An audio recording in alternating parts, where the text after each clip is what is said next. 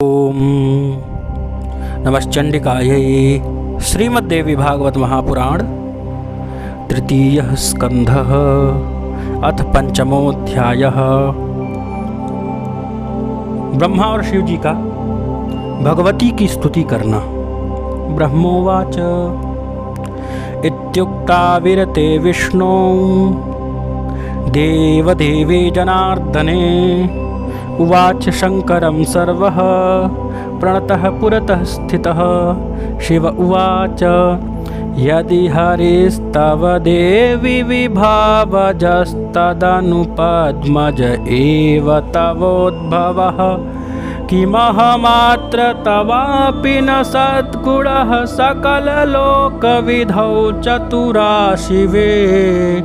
त्वमसि भूः सलिलं पवनस्तथा खमपि बह्निगुणश्च तथा गुणः जननि तानि पुनः करणानि च त्वमसि बुद्धिमनोऽप्यथहङ्कृतिः।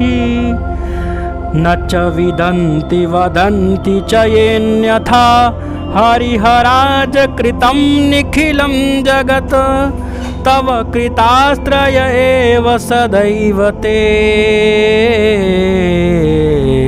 विरचयन्ति जगत् सचराचरम्।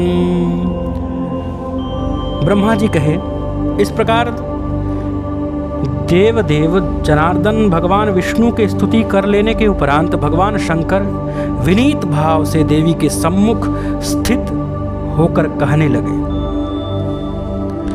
हे देवी, यदि भगवान विष्णु आपके प्रभाव से प्रादुर्भूत हुए हैं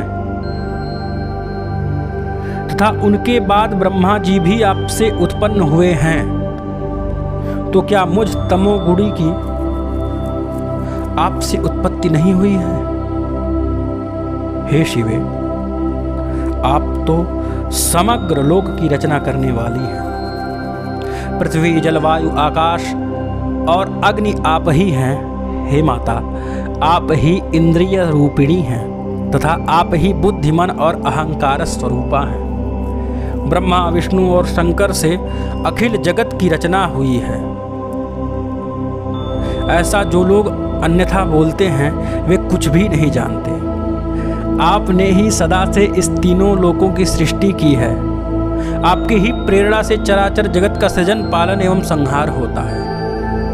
यदि पृथ्वी, वायु, आकाश, अग्नि, जल आदि महाभूतों के गुणों तथा विषयों से ही जगत का निर्माण संभव हो तो हे अम्ब, आपकी कला के बिना यह कैसे व्यक्त हो सकता है?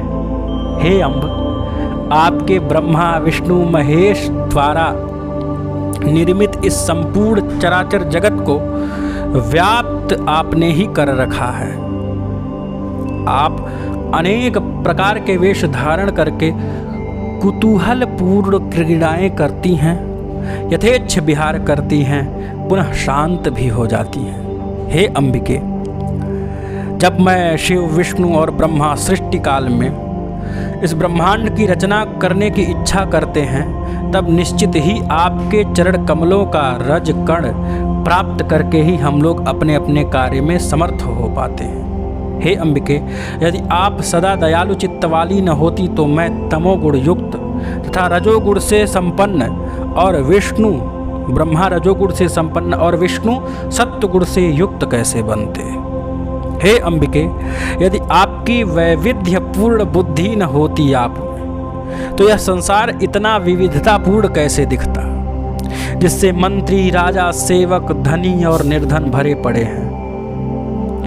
इस ब्रह्मांड की सृष्टि, स्थिति, संहार करने में आपके ही तीनों गुण सत, रज, तम ही सर्वथा समर्थ हैं। फिर भी आपने हम ब्रह्मा, विष्णु और महेश को क्रमशः इस कार्य को संपन्न करने के लिए तीनों लोकों के कारण रूप में उत्पन्न किया।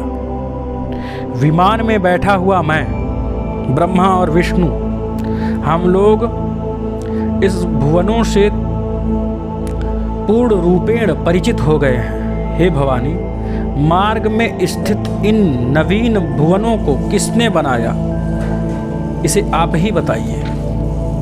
हे जगदम्बिके, आप जननी आदि जगदम्बा आपकी ही कृपा से,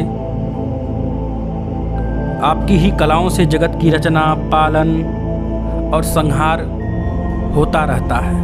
आप सदा अपने पति परम पुरुष को रमण कराती रहती हैं। हे शिवे, आपकी इस लीला को हम नहीं जान सकते।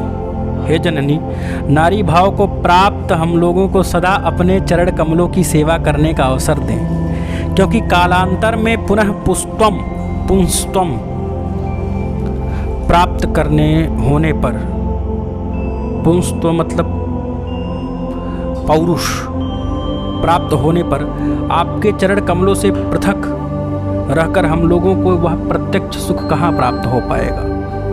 हे अम्ब, हे शिवे, आपके चरण कमलों को त्याग कर यह नरदेह प्राप्त करके तीनों लोकों का स्वामित्व प्राप्त करके भी समस्त लोकों में कहीं भी रहने की मेरी रुचि नहीं है, चाहे मुझे त्रिभुवन का स्वामित्व ही क्यों न मिल जाए। हे सुदति, आपके सानिध्य में स्त्री भाव को प्राप्त कर लेने पर अब पुरुष भाव में मेरी थोड़ी भी रुचि नहीं रही। जिसे पाकर आपके चरणारविंद के दर्शन का सौभाग्य न मिले, वह पुरुषता कैसे सुख प्रदान कर सकती है। हे अंबिके, स्त्री का रूप पाकर मैं भव बंधन से मुक्त करने वाले आपके चरण कमलों से परिचित हो गया हूँ। आपकी कृपा से तीनों लोकों में मेरा श्रेयस स्थिर रहे। इस संसार में ऐसा कौन प्राणी होगा जो आपके सानिध्य का सेवन छोड़कर निष्कंटक राज्य करना चाहेगा, क्योंकि जिसे अब आपके चरण कमल का सानिध्य प्राप्त नहीं हुआ, उसके लिए क्षणांश भी युगों के समान प्रतीत होता है। हे जननी, जो शुद्ध चित्त वाले मुनि आपके चरण कमलों की सेवा त्याग कर केवल तपश्चर्या में लगे रहते हैं, वे निश्चित रूप से विधाता के द्वारा ठगे गए हैं और अपनी हानि को ही लाभ समझते हैं। हे अजय, आपके पादारविंद के पराग की सेवा से जैसी मुक्ति संसार सागर से प्राप्त होती है, वैसी मुक्ति तपस्या, इंद्रिय दमन, समाधि, विभिन्न वेद विहित यज्ञों से भी नहीं प्राप्त हो सकता। हे देवी, यदि आप मेरे प्रति दयालु हैं, मुझ पर दया कीजिए और अपना बना लीजिए। वह दिव्य निर्मल स्वरूप, अद्भुत, सर्वश्रेष्ठ एवं विशद निवारण मंत्र मुझे प्रदान कीजिए, जिससे उसका निरंतर जप करके मैं सर्वदा के लिए सुखी हो जाऊं। पूर्व जन्म में मैंने निवारण मंत्र की दीक्षा पाई थी, परंतु वह मुझे स्मरण नहीं रहा। इसलिए हे तारके, हे जननी, आज मुझे पुनः वह मंत्र प्रदान करिए। भवसागर से मेरा उद्धार कीजिए, उद्धार कीजिए। प्रथम जन्मनि चाधिगतो मया, तदधुना न विभाति नवाक्षरः।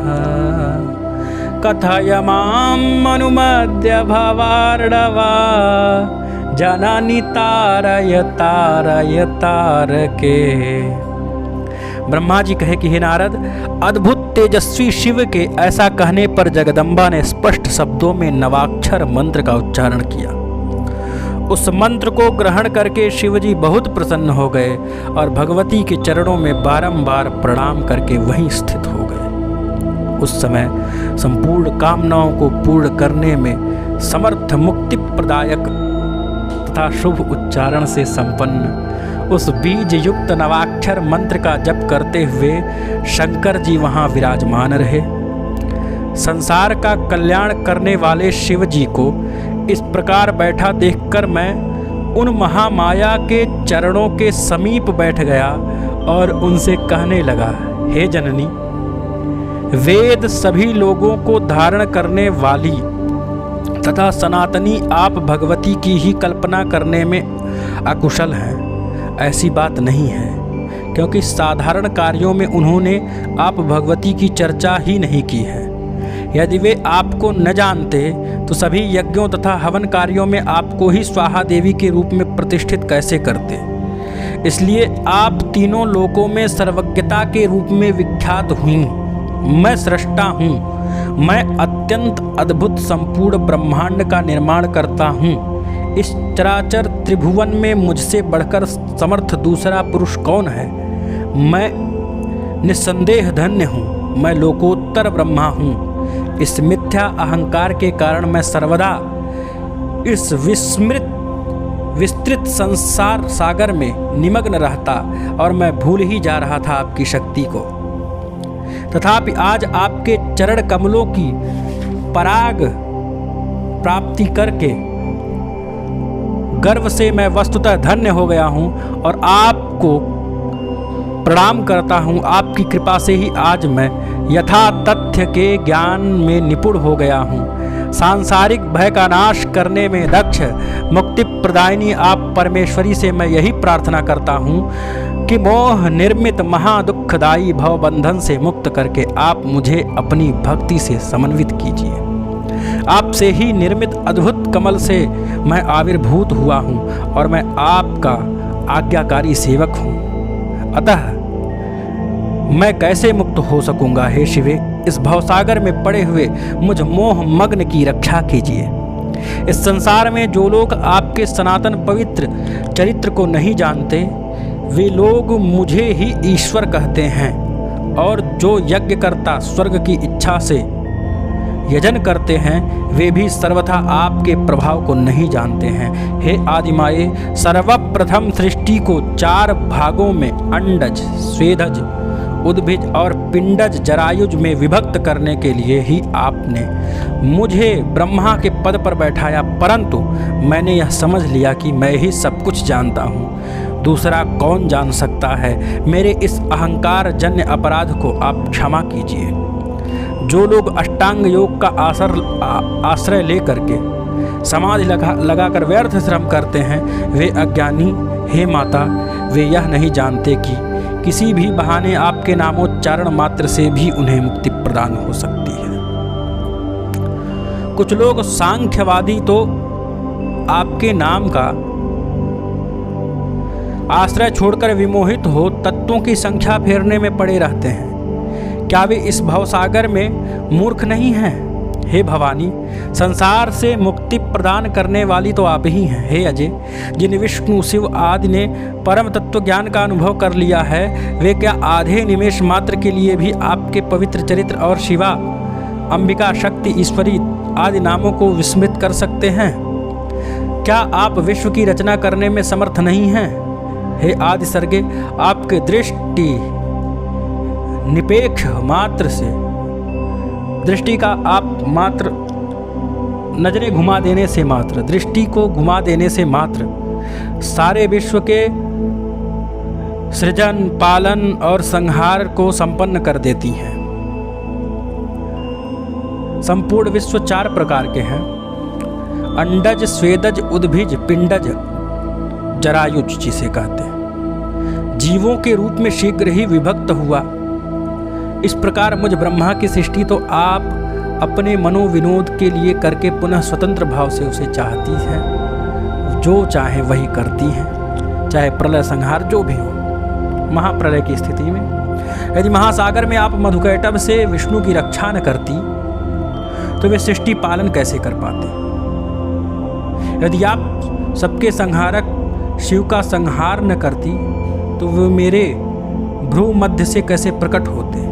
आपका जन्म कहाँ हुआ, इसे न तो किसी ने देखा है और न ही सुना है और न ही कोई जान सकता है और न ही जान पाया है। हे भवानी, एकमात्र आप ही आद्या शक्ति हैं, अतएव वेदों ने इसी रूप में आपका वर्णन किया है। हे अम्ब, आपकी ही शक्ति से प्रेरित होकर मैं सृष्टि करने में कुशल, विष्णु पालन करता और शिव संहार करने में समर्थ हो पाए हैं। आपकी शक्ति से विलग रहकर कोई कुछ भी नहीं कर सकता हम लोगों में से।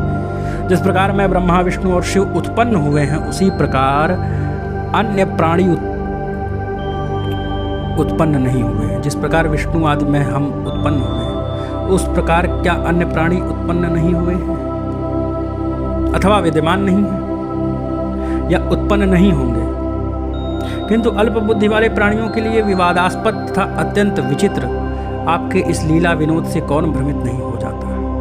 हे आदिदेव, ईश्वर अकर्ता, गुणों से स्फुट होने वाले, निष्काम, उपाधि रहित तथा निर्गुण हैं वे लोग, फिर भी वे आपके नियंत्रित लीला विनोद को भलीभांति देखते हुए ज्ञानीजन ऐसा ही कहते हैं। मूर्त और अमूर्त भेद से युक्त इस संसार में आपसे पूर्व वे ही परम पुरुष थे। ज्ञान तत्व सम्यक प्रकार से विचार करने पर यह सर्वथा सिद्ध होता है कि अन्य तीसरा कोई भी नहीं है, आप ही हैं जो हैं। यह सिद्धांत है कि वेद वाक्य को कभी मिथ्या नहीं समझना चाहिए। वेद ब्रह्म को अद्वितीय और एक बताते हैं, फिर भी आप क्या हैं और वह ब्रह्म क्या है, इस विरोध में मेरे हृदय में महान शंका उत्पन्न होता है। आप मेरे इस संदेह का निवारण कीजिए। इस प्रकार द्वैत अद्वैत इस विचार में डूबा हुआ मेरा क्षुद्र मन निश्चित रूप से शंका रहित नहीं हो पा रहा है।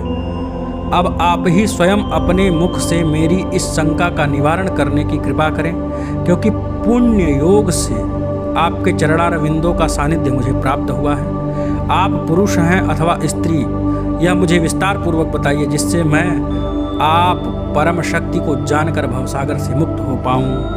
ओम इति श्रीमद्देवी भागवते महापुराणे अष्टादशसहस्र्यां संहितायां तृतीय स्कंधे हर ब्रह्म कृतस्तुतिर्वर्णनम नाम पंचमोऽध्यायः। ओम।